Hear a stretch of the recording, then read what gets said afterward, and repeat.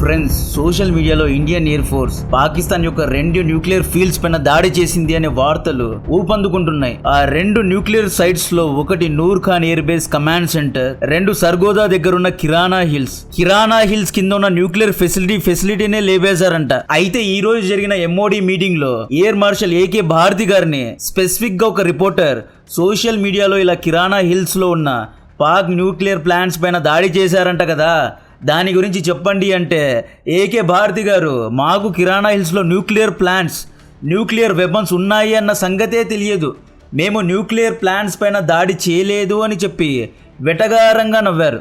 ఇక్కడే నాకు అనుమానాలు వచ్చాయి. Okay, and I will not hit Kirana Hill, whatever is there. Okay, I did not brief in my briefing yesterday. Thank you. ఈ వెటకారం తర్వాత కన్ఫామ్గా చెప్పొచ్చు ఇండియా న్యూక్లియర్ ప్లాంట్స్ పైన దాడి చేసింది అని. నా దగ్గర స్పెసిఫిక్ ఆధారాలు లేవు, కానీ కొన్ని ఆధారాలు ఉన్నాయి. సిరీస్ ఆఫ్ ఈవెంట్స్ గురించి రీసెర్చ్ చేస్తే ఎన్నో విషయాలు తెలిసాయి. నేను సేకరించిన ప్రూఫ్స్ మీ ముందు పెడతా, మీరు కూడా దీని గురించి రీసెర్చ్ చేయండి. మేబీ నేను కంప్లీట్గా రాంగ్ అవ్వచ్చు, లేదా కంప్లీట్గా రైట్ అవ్వచ్చు. ఫ్రెండ్స్, ఇవన్నీ కాదు, కిరానా హిల్స్ కింద పాక్ న్యూక్లియర్ ఫెసిలిటీ ఉంది, న్యూక్లియర్ వెపన్స్ ఉంది అని చాలామందికి తెలుసు. జస్ట్ చాట్ జీపీటీలో where are Pakistani nuclear weapons అని టైప్ చేస్తే 5th ప్లేస్లో కిరానా హిల్స్ ఉంది అని చాట్ జీపీటీనే చెప్తోంది, గూగుల్ చెప్తోంది. ఒక బేసిక్ నాలెడ్జ్ ఉన్న వ్యక్తికి కిరానా హిల్స్లో పాకిస్తాన్ అణు ఆయుధాలను పెట్టింది అనే విషయం తెలుసు. ద లెజెండరీ ఆపరేషన్ సింధూర్ను లీడ్ చేసిన మ్యాన్ ఆఫ్ ద మ్యాచ్ అయిన ఎయిర్ మార్షల్ ఏకే భారతి గారికి అక్కడ న్యూక్లియర్ ఫెసిలిటీ ఉన్న విషయం తెలియదా? ఇది ఎలా ఉంది అంటే మ్యాథమెటికల్ ప్రొఫెసర్కు A+B³ ఫార్ములా తెలియదు అన్నట్లుంది. ఏకే భారతి గారు నిన్న కూడా F-16 JF-17 పైన దాడి చేశాము అని అమెరికన్ చైనీస్ ఎయిర్ క్రాఫ్ట్స్ యొక్క పేర్లు చెప్పి ఈయన బ్రీఫింగ్ ఇవ్వలేదు. సో ఈయన ఎందుకో ఇష్యూను ఇంకా ఎస్కలేట్ చేయకూడదు అనే ఉద్దేశంతో బయటకు చెప్పడం లేదు. కానీ డెఫినెట్గా ఇండియన్ ఎయిర్ ఫోర్స్ న్యూక్లియర్ సైట్ను కుంభస్థలాన్నే కొట్టింది. Indian air force Pakistan nuclear plants పైన దాడి చేసిన తర్వాతే పాకిస్తాన్ భయపడి ప్రపంచం ముందుకు వెళ్ళి మమ్మల్ని కాపాడని వేడుకుంది. ఎందుకంత రేంజ్లో అడుక్కు తింటోంది? పాకిస్తాన్ శక్తి న్యూక్లియర్ వెపన్స్ కదా. పాకిస్తాన్కు అంత ధైర్యం ఉంటే అణు ఆయుధాలను ప్రయోగించవచ్చు కదా. అబ్దుల్, గౌరీ, గజనీ ఏవేవో ఉన్నాయి కదా, అవన్నీ ఎక్కువ పెట్టచ్చు కదా. ఎందుకు ఎక్కువ పెట్టలేదు? భయపడిందా? ఎస్, ఇక్కడే ఎన్నో క్వశ్చన్స్ ఉన్నాయి. పాకిస్తాన్ ముందు నుండి చెబుతూ వస్తోంది మా దగ్గర న్యూక్లియర్ వెపన్స్ ఉన్నాయి, మేము ఎప్పుడైనా దాడి చేస్తాం, ఎక్కడైనా దాడి చేస్తాం, ఇండియాలో ఒకటే కాదు వేరే దేశాలపైన కూడా దాడి చేస్తామని పాకిస్తాన్ బెదిరిస్తూ వస్తూ ఉంది. సో ఇండియన్ ఆర్మీ పాకిస్తాన్ని గుడ్డిది చేసేసింది. గుడ్డిది ఎలా అంటే పాకిస్తాన్ యొక్క ఎయిర్ డిఫెన్స్ను ధ్వంసం చేసి పాకిస్తాన్ను గుడ్డిది చేసింది. పాకిస్తాన్ యొక్క న్యూక్లియర్ ప్లాంట్స్ను అండ్ ఫైటర్ జెట్స్ యొక్క రన్వేస్ను, నూర్ ఖాన్లో ఉన్న కమాండ్ బేస్ను ధ్వంసం చేసి పాకిస్తాన్ను కుంటిది చేసేసింది. I'm very sorry, specially abled పీపుల్ను నేను కించపరుస్తూ ఇక్కడ మాట్లాడడం లేదు, జస్ట్ ఈ సినారియోకి ఎక్స్ప్లెయిన్ చేస్తున్నా. I'm very sorry for that. ఒకవేళ నేను సేకరించిన ఆధారాలు తప్పైతే మీరు కమెంట్ చేయొచ్చు, ఇది తప్పు అని చెప్పొచ్చు. కన్స్ట్రక్టివ్గా క్రిటిసైజ్ చేయండి, మీ పాయింట్స్ కూడా ముందు పెట్టండి, నేను మీకు రిప్లై ఇవ్వడానికి ట్రై చేస్తా. ఈ కిరానా హిల్స్ మిస్టరీ గురించిన టైమ్ లైన్స్ తో సహా సిరీస్ ఆఫ్ డీటెయిల్స్ ను ఎక్స్ప్లెయిన్ చేస్తా. ఫస్ట్ ఆఫ్ ఆల్, ఈ కిరానా హిల్స్ దాడి యొక్క టైమ్ లైన్స్ ను చూసుకుంటే May 10th రోజు ఇండియన్ ఆర్మీ 11 మిలిటరీ బేసెస్ పైన దాడి చేసింది. ఈ 11 మిలిటరీ బేసెస్ యొక్క పేర్లు ఇక్కడ చూడొచ్చు. ఈ దాడి తర్వాత ఇండియన్ ఆర్మీ అప్పర్ హ్యాండ్ లో ఉంది, సింహం నోట్లో మాంసం ఉంది. కానీ మధ్యలోనే సడన్ గా సింహం తన మాంసాన్ని ఉంసేసింది. ఎందుకని అందరూ కన్ఫ్యూజ్ అయ్యారు. మధ్యలో ట్రంప్ వచ్చి సీజ్ఫైర్ను ప్రకటించాడు, సింహం మాంసాన్ని నోటి నుండి లాగేశాడు. భారతీయులందరూ ఫ్రస్ట్రేట్ అయిపోయారు. నాకు నిజంగా మెంటల్ లేసిందండి. 3 రోజులు నిద్ర మానేసి పడుకోకుండా ఆపరేషన్ మొత్తాన్ని ఫాలో అవుతుంటే ఇండియన్ ఆర్మీ గెలుస్తుంటే మధ్యలో ట్రంప్ దూరి సీజ్ఫైర్ను ప్రకటించాడు. ఇంకొంచెం వెయిట్ చేసి ఉంటే పాకిస్తాన్ ఇంకా దిగజారిపోయేది అనుకున్నాం. ట్రంప్ ఎందుకు వచ్చాడు, సీజ్ఫైర్ ఎందుకు చేశాడు అని ఎవ్వరికీ అర్థం కాలేదు, అది కూడా సడన్ గా. ఈ సీజ్ఫైర్ ఇంత సడన్ గా జరగడానికి కారణం ఇండియన్ ఎయిర్ ఫోర్స్ ఆ 11 మిలిటరీ బేసెస్ లో ఒక భయంకరమైన దాడి చేసింది. నాకు తెలిసిన ఆధారాలు స్టెప్ బై స్టెప్ పాయింట్ వైజ్గా విత్ ఫొటోస్ చూపిస్తా చూడండి. కిరానా హిల్స్ అనేది సర్గోదా ఎయిర్ బేస్ నుండి 10 కిలోమీటర్స్ దూరంలో ఉంది. ఈ సర్గోదా ఎయిర్ బేస్లో F-16 9th స్క్వాడ్రన్ వంటి యుద్ధ విమానాలు కూడా ఉన్నాయి. యాక్చువల్లీ ఎవరైనా కిరాణా హిల్స్ పైన దాడి చేస్తే సర్గోదా ఎయిర్ బేస్ నుండి ఫైటర్ జెట్స్ ఇంటర్ఫియర్ అవుతాయి అన్నమాట. ఇండియన్ ఆర్మీ ఏం చేసింది, సైమల్టేనియస్గా కిరాణా హిల్స్ పైన సర్గోదా పైన ఒకేసారి దాడి చేసింది. ఇండియన్ ఆర్మీ ఏం చేసింది, కిరాణా హిల్స్ పైన బంకర్ బస్టర్ బాంబ్స్ను ప్రయోగించింది. ఈ బాంబ్స్ ద్వారా పైన స్ట్రక్చర్ కిందకు పడింది. కింద ఉన్న న్యూక్లియర్ వార్ హెడ్స్ లీక్ అయ్యి కుక్ అయ్యి లేదా పగిలిపోయి ఉంటాయి. తద్వారా రేడియేషన్ అనేది లీక్ అయింది. సర్గోదా ఎయిర్ బేస్ పైన కూడా ఒకేసారి మనోళ్ళు దాడి చేశారు కాబట్టి ఫైటర్ జెట్స్ రెస్పాండ్ అవ్వలేకపోయాయి. రన్వేనే లేపేశారు కాబట్టి ఫైటర్ జెట్స్ టేక్ ఆఫ్ అవ్వలేకపోయాయి.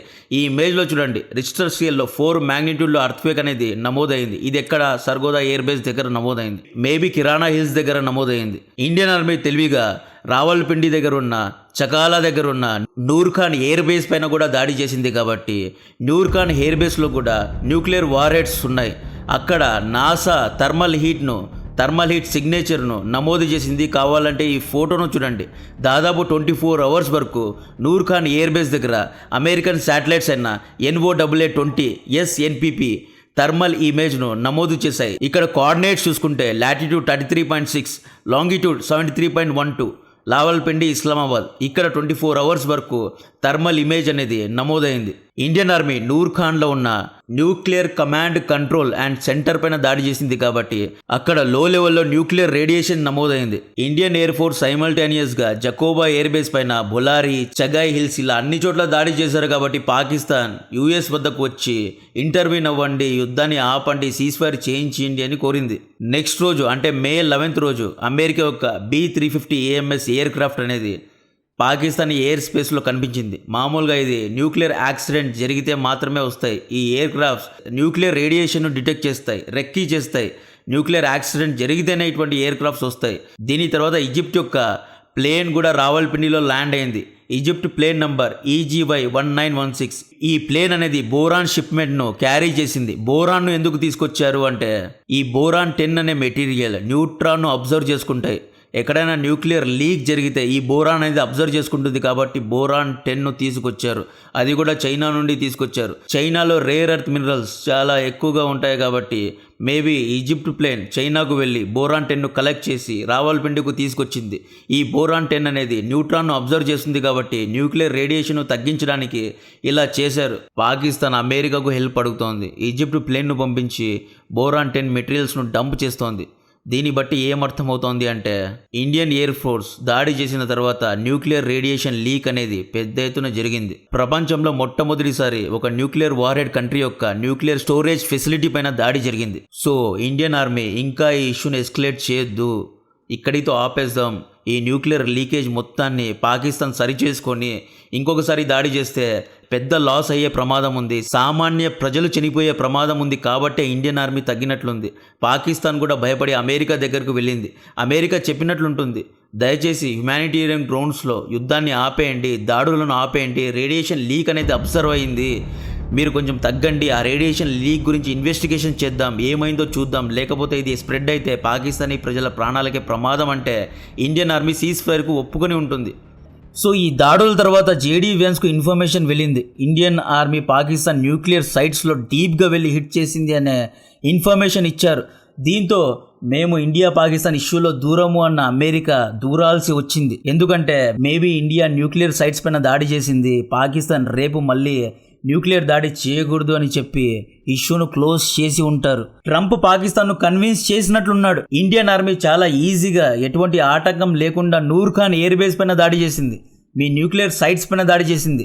మీరు ఇక్క తగ్గకపోతే ఈ గొడవ అనేది న్యూక్లియర్ యుద్ధం వరకు వెళ్తుంది. కాబట్టి పాకిస్తాన్ నువ్వే తగ్గు, నీ దగ్గర ఎయిర్ డిఫెన్స్ లేదు, నీ దగ్గర డబ్బు లేదు, నీ దగ్గర ఏమీ లేదు, బెగ్గర్ దేశమైన నువ్వు ఇండియాతో గొడవ పడతావా? ఇండియాతో గొడవ పడితే పడ్డావు, కానీ ఇండియన్ ఆర్మీ అంత ఈజీగా నీ న్యూక్లియర్ సైట్స్ పైన దాడి చేస్తుంటే నువ్వు ఏం పీకుతున్నావు? మీది అసలు ప్రొఫెషనల్ ఆర్మీనేనా? మూసుకొని తగ్గు అని క్లియర్గా ట్రంప్ పాకిస్తాన్కు వార్నింగ్ ఇచ్చినట్లున్నాడు. డొనాల్డ్ ట్రంప్ ఈరోజు బ్రీఫింగ్లో ఏమన్నాడు, ఒకవేళ ఈ యుద్ధం కొనసాగి ఉంటే మిలియన్స్ ఆఫ్ పీపుల్, లక్షల్లో ప్రజలు చనిపోయి ఉండేవారు అని చెప్పాడు. లక్షల్లో ప్రజలు ఎప్పుడు చనిపోతారు? ఆపరేషన్ సింధూర్ వంటి బ్యాటిల్స్లో చనిపోరు, లేదా ఎయిర్ క్రాఫ్ట్స్ ద్వారా దాడులు చేసుకున్నా, లేదా మిజైల్స్ ద్వారా దాడులు చేసుకున్నా లక్షల్లో ప్రజలు చనిపోరు. ఇజ్రాయెల్ హమాస్ యుద్ధం ఎన్నేళ్ళు జరిగిందండి? దాదాపు 2 ఏళ్ళు జరిగింది. అక్కడ ఎంతమంది చనిపోయారు? మేబీ 40 నుండి 50 వేల మంది చనిపోయారు. రష్యా యుక్రెయిన్ యుద్ధంలో కూడా 10 లక్షల కంటే ఎక్కువ ప్రజలు చనిపోలేదు. కానీ ట్రంప్ ఇక్కడ క్లియర్ గా మిలియన్స్ ఆఫ్ పీపుల్ అన్నాడు. అంటే 10 లక్షల కంటే ఎక్కువ మంది చనిపోయే ప్రమాదం ఉంది అన్నాడు. ఎందుకన్నాడు? మేబీ ఈ ఇష్యూ న్యూక్లియర్ వార్ వరకు వెళ్లే అవకాశం ఉంది కాబట్టి అన్నాడు. ఇండియన్ ఆర్మీ డైరెక్ట్ గా న్యూక్లియర్ సైట్స్ నే ధ్వంసం చేసింది కాబట్టి పాకిస్తాన్ మెంటల్ గా ఏదో తప్పుడు పని చేయకూడదు అని చెప్పే ఈ డీల్ ను చేయించారు. అందుకే అంత సడన్ గా సీజ్ ఫైర్ అనేది జరిగింది. మామూలుగా సీజ్ ఫైర్ అనేది అంత ఈజీగా జరగదండి. సీజ్ ఫైర్ లో ఎన్నో టర్మ్స్ అండ్ కండిషన్స్ పెడతారు. ఇజ్రాయెల్ హమాస్ సీజ్ ఫైర్ యొక్క డిస్కషనే దాదాపు 1 ఇయర్ జరిగింది. Qatar, Egypt, America, Europe, France ఇలా అన్ని దేశాలు ఇన్వాల్వ్ అయ్యి ఎంతో నచ్చజెప్పి సీజ్ ఫైర్ ను చేయించారు. ఇప్పుడు కూడా సీజ్ ఫైర్ అనేది వయలేట్ అవుతూ వస్తోంది. కేవలం సెకండ్స్ లో, అవర్స్ లో అలా ఎలా సీజ్ ఫైర్ చేయించారు అని. పాకిస్తాన్ దగ్గర ఎయిర్ డిఫెన్స్ లేదు, న్యూక్లియర్ సైట్స్ లోనే ధ్వంసం చేశారు కాబట్టి పాకిస్తాన్ రియలైజ్ అయింది. పాకిస్తాన్ ఇక ఈ యుద్ధాన్ని ఆపి తప్పులను సరిదిద్దుకోవాలి అని చూస్తోంది. ఇక్కడ క్లియర్గా ఇండియన్ ఎయిర్ ఫోర్స్ డామినేషన్ను ప్రదర్శించింది కాబట్టే పాకిస్తాన్ ఈసారి తగ్గింది. బట్ డెఫినెట్గా దీనికి ప్రతీకారం పాకిస్తాన్ తీర్చుకుంటుంది. పాకిస్తాన్ ఘోరంగా ఓడిపోయిందండి. ఎవ్వరూ ఓడిపోని విధంగా పాకిస్తాన్ ఓడిపోయింది కాబట్టే ప్రాపగండా చేస్తోంది. మేము గెలిచాము అని కవాతులు చేస్తోంది. ఇప్పుడు ఆపరేషన్ సింధూర్ గురించిన పెరేడ్ ఉంటుంది. దాదాపు 11 days దీని యొక్క సెలబ్రేషన్ చేసుకుంటారు.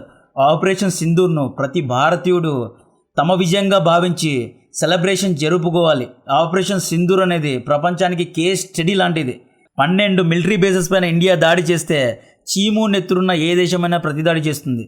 ఒక చిన్న పిల్లాన్ని చెంప మీద కొట్టండి, వాడి దగ్గర సత్తా ఉంటే, శక్తి ఉంటే తిరిగి కొడతాడు, లేదా గలీజ్గా తిట్టి వెళ్ళిపోతాడు. కానీ సీజ్ ఫైర్లు చేసుకోడు, కాంప్రమైజ్ చేసుకోడు. కానీ పాకిస్తాన్ వంటి 5 లక్షల సైన్యం ఉన్న దేశం అంత ఈజీగా ఎలా ఓడిపోయింది అనే కన్ఫ్యూజన్ చాలామందికి ఉంది. ఇక్కడ ఏకే భారతి గారు కూడా పుండులో కారం చెన్నినట్లు ఈ మిస్టరీను ఇంకా పెద్దది చేసి పెట్టారు. ఈయన ఇండియన్ ఆర్మీ చాలా మెచ్యూర్డ్ ఆర్మీ కాబట్టి ఇటువంటి ఆపరేషనల్ డీటెయిల్స్ మీడియా ముందు చెప్పదు.